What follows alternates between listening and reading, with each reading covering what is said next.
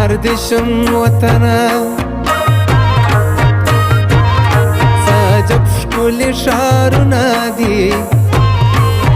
یو دش ځوانان دي بل د ښکلي زیارتونه دي زار دشم وطنه زه چې ځو میدان ته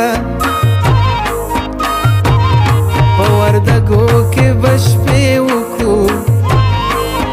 ځو به سیدآباد ته د مڼو به نندارې وکړو زار دشم غزنیه زه چې ځو غزني ته په مقر کې به څو شپې وکړو لاړ به شو زابل ته د کلات به تماشې وکړو